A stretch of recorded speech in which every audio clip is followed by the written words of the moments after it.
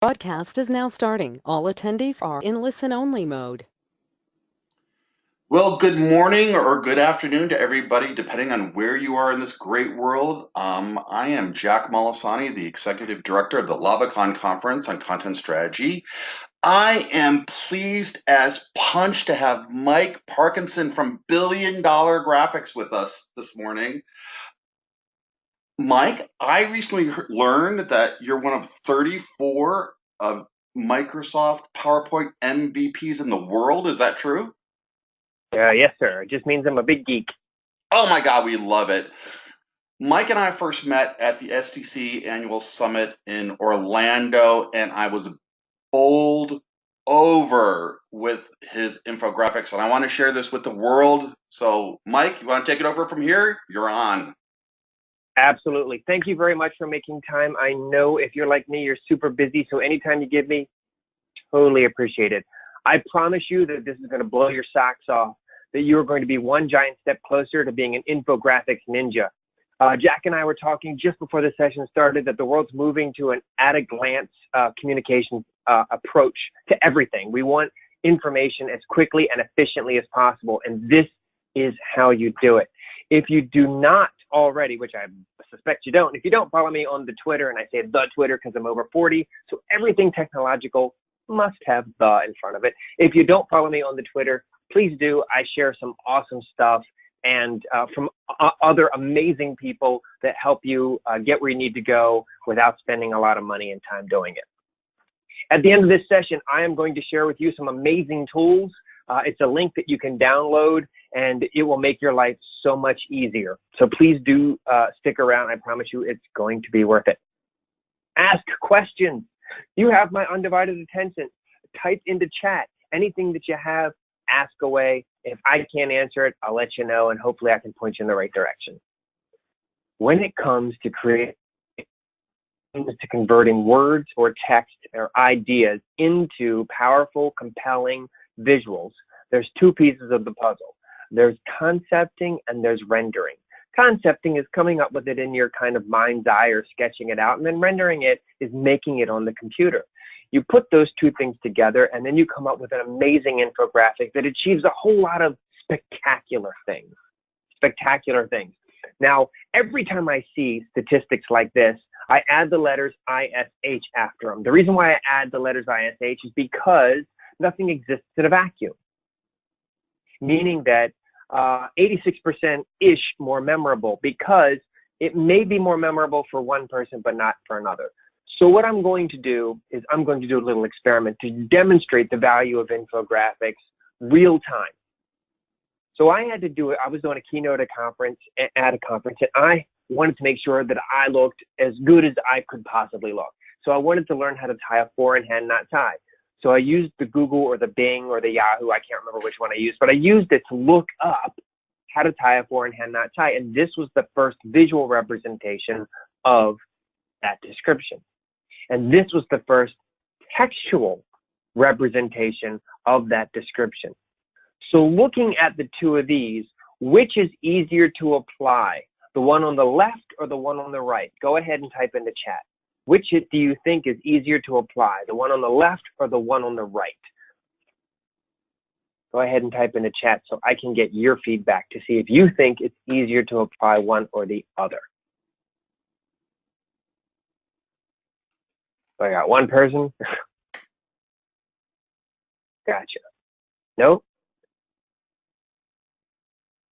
Okay. So what I'm going to do is keep rolling forward. For me, the one on the left was much easier. Jack, I agree completely.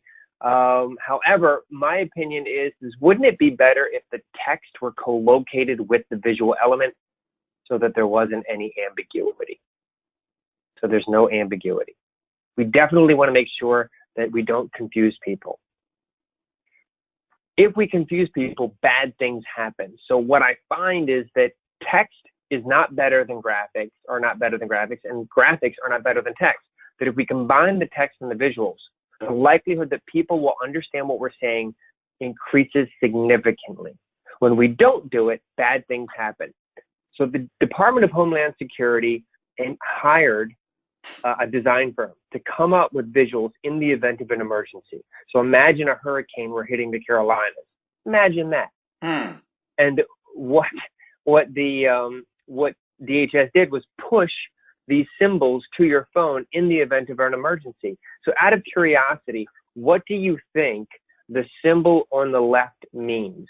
Out of curiosity, what do you think the symbol on the left means?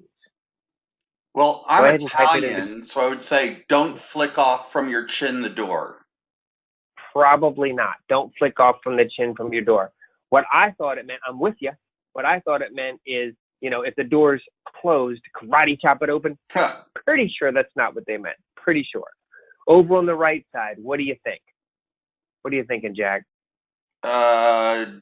Don't sleep in marshmallows under things that are about to fall. Probably not. Probably not. If it means don't be trapped under falling debris, kind of don't need a sign to say that. Now, I did ask a friend of mine's daughter. Her name was Reagan. I said, "What do you think this means?" And she said, "If you're trapped under falling debris, conserve oxygen by not passing gas." Now, she thought the clouds were, you know, that. She did not say gases, but you know what I mean. Yeah. So we want to make sure that what we're showing is consistent with what we mean. Now, I get to present all over the world, and people send me these infographics. Now, I believe this is from Israel. I'm pretty sure. So out of curiosity, Jack, what do you think this means? I was going for don't smother your ailing parent. You're going to regret it afterwards. Fair enough. What it actually means is if there's an earthquake, now, of course, and if an infographic is language agnostic, in this case, unless you can read the language, you're confused. If you try to be language agnostic, we are confusing people. So what this infographic is communicating is if there's an earthquake, please cover the patient's head and neck with a pillow and then crouch next to the bed to make sure that you're safe. That's what it means.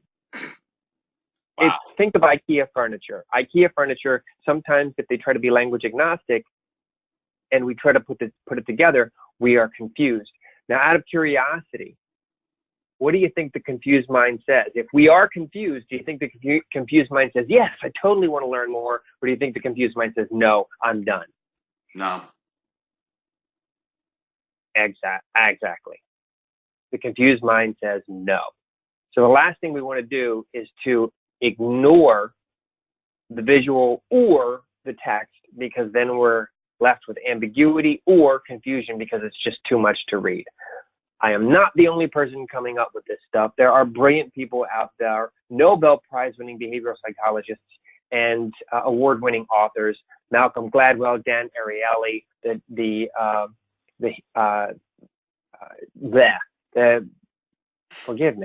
Heath brothers. What is wrong with me? The Heath brothers who wrote Made to Stick. Fantastic books. Jack, have you read any of these books? No. I mean, heard of them. I haven't read them. So good. So good. Blink says we make quick decisions. Made to Stick says these are how we make ideas sticky. And then Predictably Irrational is by far my favorite. It says that human beings are rational and predictably so. Fantastic books. By the way, to the listening audience, we are going to publish a link to the recording, so you'll be able to come back and get these books later. Thank you. Yes, absolutely. All right, so how do you do it? So this stuff matters. We don't want to confuse people. How do you do it? Well, the first part is about concepting, and there's 3 components to concepting. Number 1 is it's all about our audience. It's not about us. The reason why most content fails when they're written by amazing writers is because it's written by the author for the author. We are not the intended audience. We are not the intended audience. So this particular infographic, you're welcome to type into chat. Who do you think the audience is? For this particular infographic, who is the target audience? Jack, any idea? What do you think? I was thinking probably cardio patients for the hospital. Maybe. Absolutely. Attendees, boy, you are the least chatty bunch I have ever had. I'm going to make fun of you now. Come on, go ahead and chat. It could be for anybody. whoever wants to be make healthier choices. Perhaps it could be grandmoms, it could be kids, it could be people who have to fix caregivers, who have to fix food. It's up to you. So you would decide who the target audience is. Once you determine who the target audience is, then you come up with a message that will resonate with that target audience. So in this particular graphic, the message is, this is the weather in Honolulu from Wednesday to Monday. So then you can make plans. Without this information, it'd be difficult to make plans. How would I dress? Can I have a picnic? Those are choices that you'd want to know the weather for.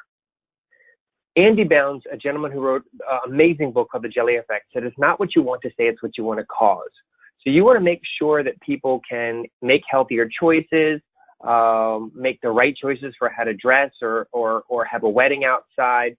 And that is the driving force behind our message. So looking at this infographic, if our audience are people who want to make healthier choices, what is our message? Do you have a clue what it might be, Jack? Some foods are better than others.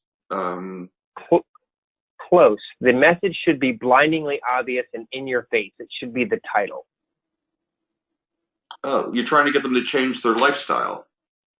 Absolutely. And the message is eat this, not that For breakfast. Right.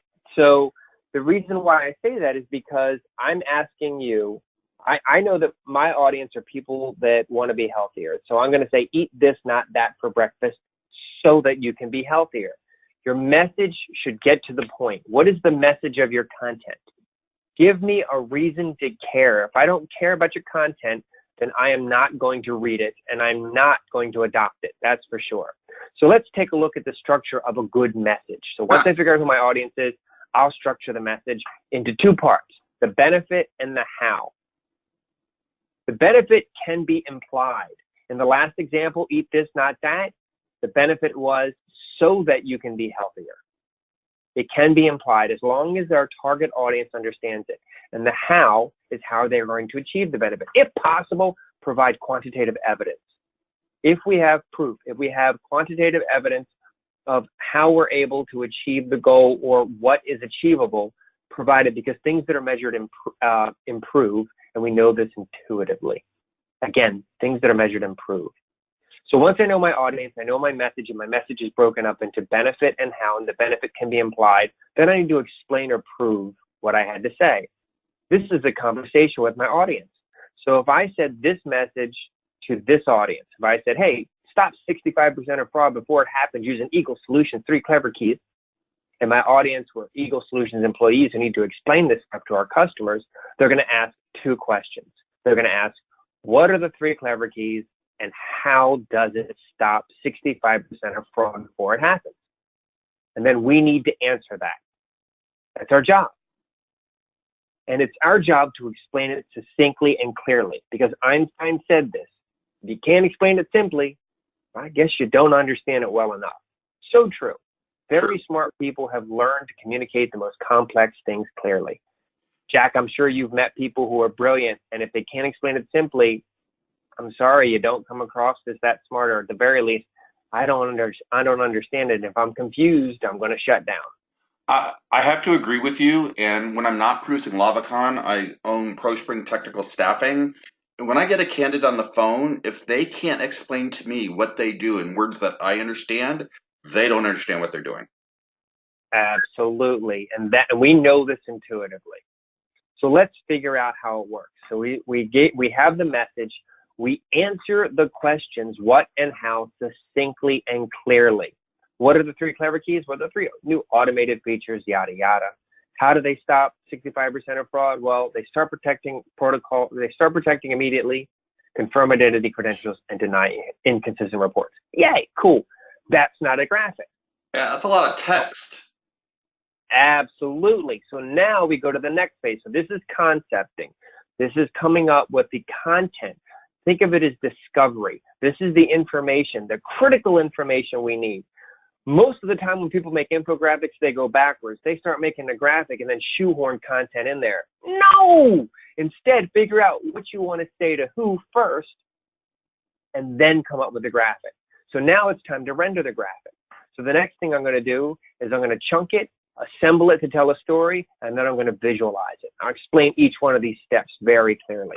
So the first thing is I need to chunk the information. How do you chunk it? Well, what I do is I literally start highlighting the pieces of information that I feel are the most important. If you disagree, you just chunk it differently. It doesn't matter. And then I delete everything else because that was the most important stuff. So now I have the most important content with the message for my target audience. The rest of the stuff is dancing baloney. It's too much. So the next thing I'm going to do is I'm going to assemble it.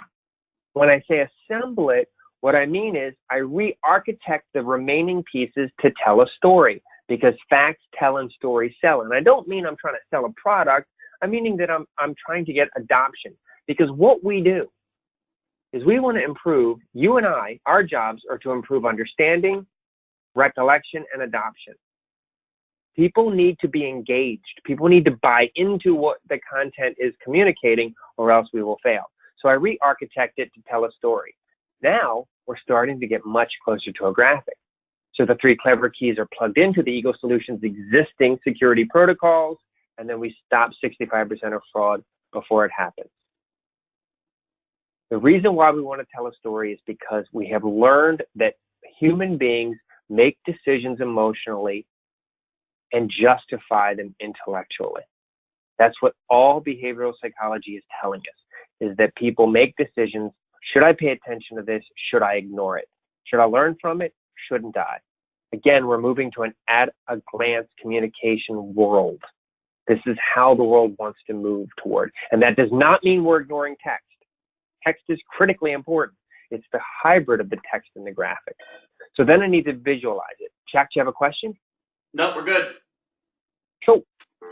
So there are 3 ways to visualize anything. The literal method, which is the show me method. What is it? It is literally showing what we're talking about. And then, of course, there is descriptions. Well, we use it when there's descriptions, I should say. So when someone's describing something, I want to say, show me. So if this was the exercise, take a seat on a flat bench, yada, yada, and you were to try to perform this exercise, this is a description, would this be easy to understand? Or would it be easier to understand the visual depiction? When I do this at conferences, about 90% of the people, or I should say about 10% of the people get it right when it is the textual description, and about 90% of the people get it right when it's the visual description. When I combine the text and the graphic, I get 100% understanding. The next methodology is the quantitative method. What is it? Think Excel, quantitative graphics. When do you use it? When you're communicating amount, value, or time. The graphics that I like are on your screen. In case you are unaware, a dashboard graphic. A dashboard graphic is a holistic view of all of your content. Think of your car's dashboard. It's the health of your car at a glance. You choose the right visual for your content. You can use a bar graph to communicate the same information you'd use an area chart for, and so forth. You would choose what you think is best for your target audience. The next methodology is the substitution method. What is it? It's a visual metaphor, simile, or analogy when you're communicating complex information. So, Jack, out of curiosity, when you think of a bridge, what pops into your head? What words pop into your head? Arch. Gotcha. Anything else? Crossing. Supports. Road. Nice. Nice. So all of those things, all of those concepts are woven into any visual description that uses a bridge metaphor. So I could say the old system's on the left and where we want to go is on the right. And if we don't follow a process, we're going to fall into the river of risk. And in the river of risk, there are sharks with freaking laser beams on their heads. So we want to make sure we don't fall in there. And we follow the process, and the process is as explained on the screen, and then we bridge the gap so that we lower transition risk. So I'm using this visual metaphor to communicate a whole bunch of things that I do not have to put into text. So I have the rest of the real estate is devoted to text that's absolutely critical to be communicated, or else we will fail. So looking at those three ways to do it, we have the literal method, the substitution method, and the quantitative method. What is the best symbol for IT security? Jack, what do you think? When you connect to the internet and you have a safe connection, what do you see in the lower left corner of your screen? Is it in a lock? Absolutely. So we're going to use a lock to represent Eagle Solutions IT security protocols. Out of curiosity, what visual might we use to communicate the three clever keys, Jack? Key? You're talking crazy talk, my friend. You're talking crazy talk. So let's put it together. So we have Eagle Solutions' existing IT security protocols. We're going to show you how to stop 65% of fraud and theft before it happens. We're going to do that with three clever keys. The first clever key starts protection protocols immediately. That stops 18% of fraud and theft. The next one confirms identity and credentials, and that stops 28% of fraud and theft. And lastly, we deny inconsistent reports, which stops 19% of fraud and theft. Now let's go into each one of the keys to show you exactly how they work. Now that is a way to show it. However, there is one drawback with using this metaphor, and I'm going to ask you, Jack, what do keys do to locks? They open them, but you don't want to open. Don't want to open them. So what I'm going to give you is a graphic cheat sheet. What you have as part of your downloads when this session's over with, I'm going to give you a link to download this PDF. It is a lifesaver. It's a periodic table of graphics that you can use in your learning materials, in your content, in your technical communications, in your PowerPoint presentations. The way it works is every single thing we create at its core is communicating one of these factors or one of these concepts: hierarchy, architecture, structure, processor, flow, relationship, and so forth. So if the information is simple, you may want to choose from the yellow column. If it's complex, the orange column. And if it's quantitative, the blue column. So when it comes to relationships, you can say, hey, I might want to use a Venn diagram. Well, that's overused. Or I want to use a puzzle graphic. Well, that's overused. Or what about a funnel graphic? Close, but no cigar. What about a pipe graphic? You don't know what a pipe graphic is? Go to the Google, go to the Bing, look it up. If you go to billiondollargraphics.com, there are hundreds of examples of these graphics. Again, it's billiondollargraphics.com, upper left corner. And then you can say, I don't like that, or I do like this. What's up, Jack? Oh, I was just laughing because I ended up using your cheat sheet after the STC session, and it was just amazing. But it's also a very small print. Yes. So I'm going to give you a PDF so that you can see it at larger sizes. Oh. That way you can download it, you can print it as big as you want. The choice is completely up to you. Cool? Mike, you are a giver. I am, because, hey, thank you. And here's why. Because when I go to people's sessions and I see a generous presenter or a generous person that has information to share, I so value them. And the one thing that I've learned over time is that the greatest pleasure I can give is to help somebody else achieve their goals. So that's why I will always, hopefully, exceed expectations and give more than people expect. And if anybody has any questions or needs anything, just ask me. If it's mine to give, it is yours. It's absolutely yours. So knowing that the last graphic, we were using the keys to represent the clever keys, we might confuse people because it seems like it opens the lock. So I'm going to use a peg graphic. Think Legos. So now I'm going to say that for the three clever keys, the first one starts protection protocols immediately. That stops 18%. And then the next one confirms identity and credentials. That stops 28%. And the last one denies inconsistent reports, which stops 19%. If you put that all together, you have the new security protocols or protection that stops 65% of fraud and theft before it happens. This does not have to be animated. If this were an actual written document, we would just separate the shapes. We would just separate the shapes slightly so that you could see them. So we would do something like this, or we would just have them like this with little arrows showing that they come together. So you do not have to animate it if you don't want to. Mike? Yes. All right. So a question. The only thing we're not representing here visually is that you're stopping fraud. So wouldn't would you want to add like an arrow of fraud bouncing off the production to show that you're actually stopping fraud visually? You're more than welcome to. The choice is up to the author.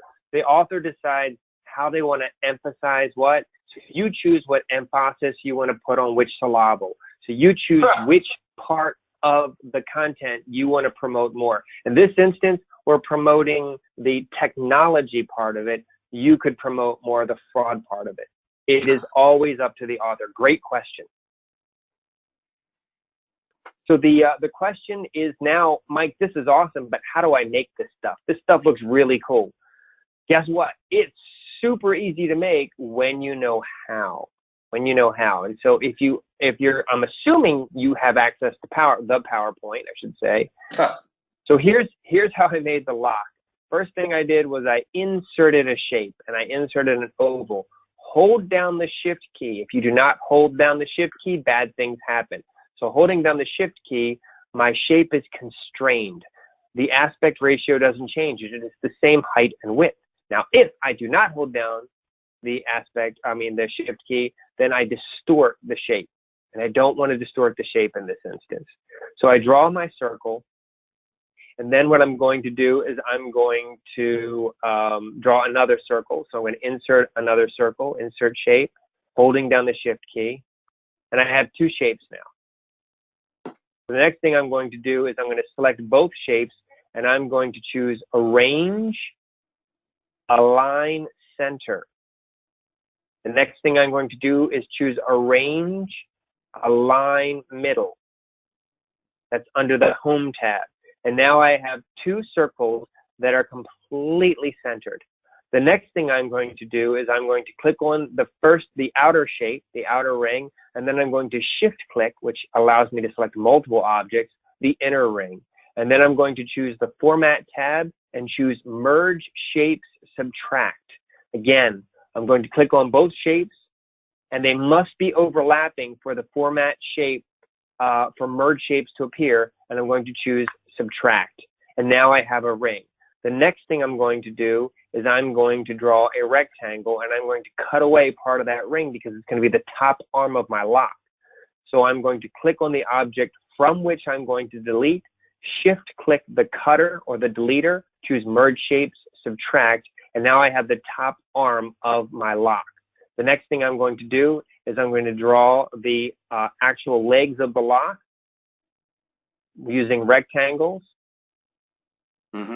And I'm going to shift click all of them, and I'm going to choose Merge Shapes, Union.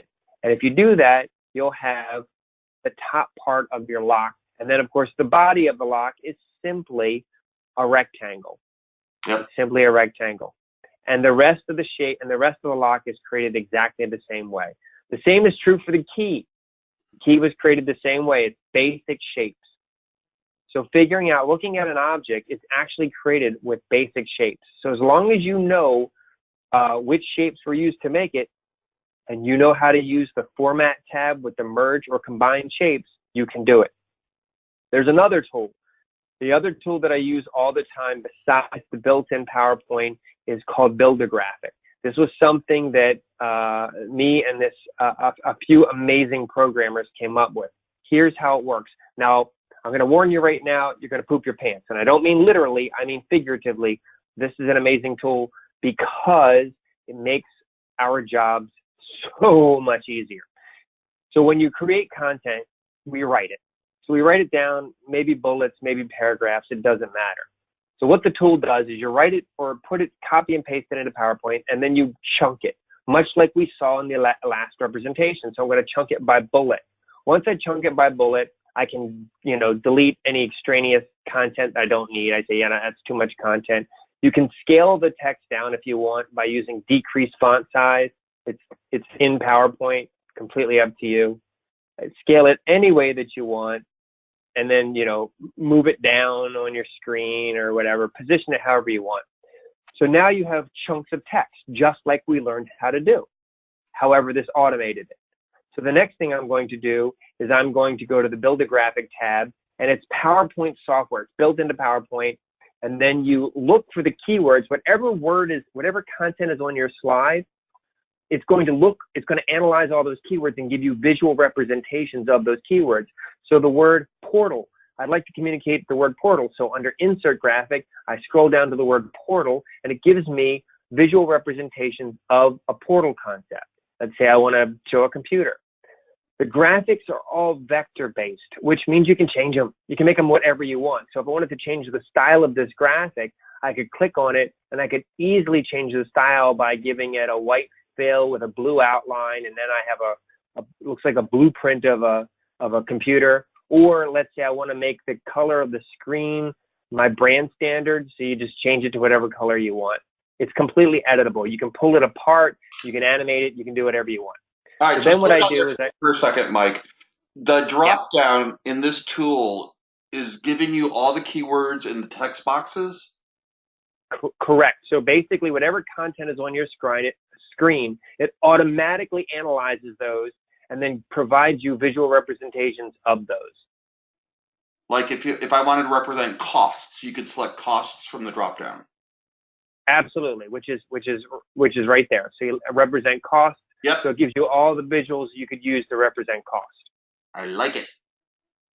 So it automatically does it. And then all you do is you repeat that process. You put your graphics co-located with your chunks text, and you repeat the process until you have visual representations of your text to support it, because it's that at a glance, making it easier for people to understand. Now, if you want to go to the next level, if you say, hey, that's cool, Mike, but I want to make it more better, then, and it's a technical term, by the way, then you can use the things I just taught you by inserting some shapes.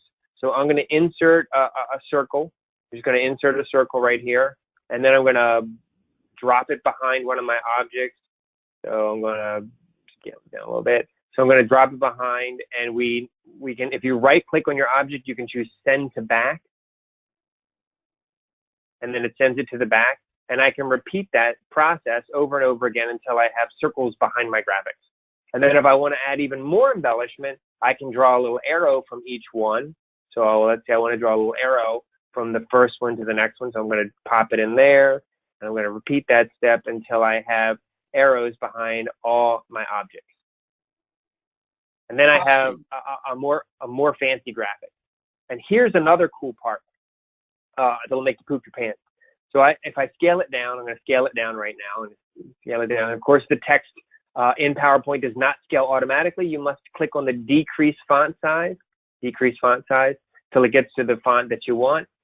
Here's a secret. If you're bringing something like this into Word, make sure that the graphic is the same size it will be in Word in PowerPoint, and your font size will be consistent. So if I copy this, and then I were to, let's say, open up the PowerPoint and paste it into PowerPoint, it will automatically paste it in at the right size, and the font size will not change, so I know it is whatever it was in PowerPoint, it will be in Word. And now it's searchable.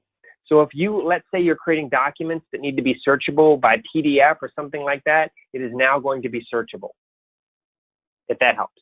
Depends upon what you need it for. With this tool, you can create some amazing graphics very, very quickly. So you're seeing some pretty technical things first I'm going to show you some technical graphics, and then I'm going to show you some non-technical graphics created with this tool called Build a Graphic. It is resolution independent, meaning that when you insert the graphics, they can scale to any size, and the file sizes are really tiny. They're like a couple 100K for the graphics instead of megabytes. So it makes it easy to share with people if you so choose. And you can export these graphics from PowerPoint into just about any software as a JPEG, a PNG, or what have you. You can also use Build a Graphic to create advanced Venn diagrams showing multiple interdependence. I don't know if that's a real thing, but I made it up. Interdependent. Puzzle graphics, timelines, waterfall, which would be a cascading process. One thing leads to another. Interoperable objects using hexagonal graphics, or gear graphics showing that things are working together, or that bridge metaphor, how you go from where you are to where you want to be, or perhaps infographics, or perhaps you're into the technical world of agile sprint development. You can use it for that. Or you want to mix it up and you want to show text, but you want to do it in a way that's kind of clever and you haven't seen before. So there's all kinds of things you can do. You can create some really complex stuff. The other thing is that in Build-A-Graphic, there will be more graphics are added. So if you click on the More Graphics button, it will automatically take you to a web page where the people that we're making new graphics constantly. And so you can download these graphics and add them to your library. Because we're doing this, so you would click download and then it would instantly add it to your library. So you have a growing library of assets. Anyway, it doesn't matter. So that's Build-A-Graphics. So that's one of the other tools that I absolutely adore and use all the time, and it makes my life way easier. So I'm going to pause this. Oh, and by the way, only works on the PC, no Mac. Sorry, folks, no Mac. I'm Mac-based, and it's only on the PC. That's Build-A-Graphic. I am going to share with you, if you care, if you are a geek like me, I wrote a book. I'm a dork. I wrote a book called $1 Billion Graphics. It's out there. Oops, sorry, my bad. I was moving pretty fast today when I did this. Yeah. So it includes 200 graphics. The graphics are they look like this. The graphics that come with the book, they look like this. They're amazing. This, they're very nice, and they're meant to be edited. So you can click on it and you say, hey, I want to change this, blah blah blah. You change the color. You can do whatever you want. Let's keep going. If you're interested, if you're a dork like me, these are the types of graphics you get with the book. Showing visual metaphors. All of this is everything was built the same way I shared in the webinar. Everything was built that way, showing how it was done, using different ways to show information. And where can they get a copy of the book at? They can go to BillionDollarGraphics.com. That's where the book is. It's an ebook. I do have physical books, but the ebook is newer. I also wrote another book. It's coming out in October. It was done by ATD Press. It's called A Trainer's Guide to PowerPoint. If you're a PowerPoint nerd or you want to be, this is the book for you. If you're not, do not buy the book. It's not for you. Also, we are giving $100 off for LavaCon, and if you enter the code $1 Billion Graphics when you sign up, you will save $100. Again, that's $100 off LavaCon. Enter $1 Billion Graphics when you sign up the code, and you'll get it. So I promised you that you would have downloads, amazing downloads. So please, right now, take a screenshot of this, write it down, do whatever you want. Do know that LavaCon must be lowercase. Again, LavaCon must be lowercase. So BillionDollarGraphics.com/LavaCon.zip, and you will absolutely, here, I'll type it into the chat window. I don't know if you'll see it, actually. I think I have to type it. Let me see if I can change it. Change it to, nope, I can't send it to you, but let's see if I can. Here, nope, I don't know how, I don't have to. Thank you. Thank you. Here, I'll send it to you so you have it. There you go. So you have it. All right, and just download. Use this to download, and they're really awesome downloads. So here's what I gave you. Close. Where are you? LavaCon handouts. So here are the handouts. The first handout is the graphic cheat sheet that I talked about. It is a PDF. It is a periodic table of graphics and the best way to represent your concepts. Also part of the download is the step-by-step instructions on how I did. It's a summary of everything that we just learned. So we have, this is what we just learned about, the discover and the design phases of coming up with a winning concept and graphic. We also have the graphic cheat sheet with a link.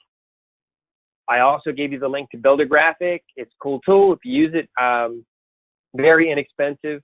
Everything I'm giving you is huge value for a low price.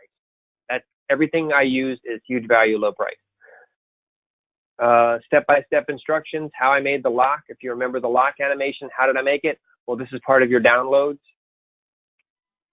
So you'll be able to recreate the lock if you so choose and play around with the steps. Also, tips and tricks. And I also shared with you the 2 cool books. If you're interested, no worries either way. All right, so hopefully you've gotten that URL. You have it now. If somebody doesn't, please just chat with me, and I'm happy to share it or bring it back up again. With that in mind, does anybody have any questions about anything that I just shared? I know I do. So while we're waiting for the audience to type their questions, I'm going to ask mine. Can you Okay. go back to the slide where you had text that you were then going to chunk before we use this really cool graphic tool? Yeah. Oh, yeah, absolutely. Back into, better believe it. After the, Going back up. yeah. There. I'm gonna undo. Hold on, two shakes. Yep. I'm just undoing what I did. Oops. Yep. So I'm just gonna undo what I did. That's fine. So you can see it. Opening up now. The PowerPoint. There we go. All right. Okay. I'm back in. The first question I had is, how did you get these bullets into those chunks? There's a button in Build a Graphic that reads chunk text, and you just click on chunk text by sentence, by bullet, or by paragraph. And when you click on it, what it does is it automatically chunks the text. All right, that's cool. The second question I had is, technically what we should have done first is in our concept phase, said this is a process, so we would pick a graphic that would communicate process and then assign individual images for each bullet. Is that correct? The good news is the way all graphic types are made by chunking. So even if you had chosen a pyramid graphic or something like that, the answer is yes, and you can do it this way. So either way would have given you a desirable result. So by chunking all of our content into bite-sized digestible pieces, and then ascribing or assigning them either a graphic type or an image that supports it, you are absolutely doing the right thing. So the choice is up to you. Got it. So there'd be a difference if you go A, B, C, D, or A, B, C, or D, then E, and then you would arrange them based on the concept that you're trying to communicate, I would guess. Absolutely. So alternatively, I could have gone to, I click on View Library, and then I can search for, let's say I want to type in process, and I chose, I want to use the process. So then what the tool does is it gives me visual representations of a process. So let's say I wanted to go with conveyor belt. What's that? The conveyor belt. All right, so I'm going to go with this. So I'm going to insert this graphic. Insert it. So now what I can do is this text, I would just chunk this text and put it inside the conveyor belt where I want to put it, or underneath the conveyor belt. So you choose. It's up to you, whichever way you prefer to work. So the one way is more organic, and the other way is more based on workflow. Got it. Cool. So, any other questions? No. Okay. I don't see any other questions in the chat box. Could you display your contact information again, please, on the last slide? Absolutely. Absolutely. So if you want to reach out to me, if there's anything that I said that I went too fast, please reach out. I am happy to answer any questions if I have the answers. If not, I will point you in the right direction. Okay, so we've got the free download at billiondollargraphics.com/lavacon.zip. And we've got your contact information and $1 Billion Graphics for $100 off LavaCon registration. I think that covered everything we were intending to cover today. All right. Yeah. So, Mike, thank you so much for generously sharing your expertise with us today. We do appreciate it. Thank you for letting me geek out with you, and I hope everybody has an amazing day. Jack, thanks for putting this together. High five to everybody. Enjoy the rest of your weekend. Sounds good. Okay. See you, everybody. Ciao.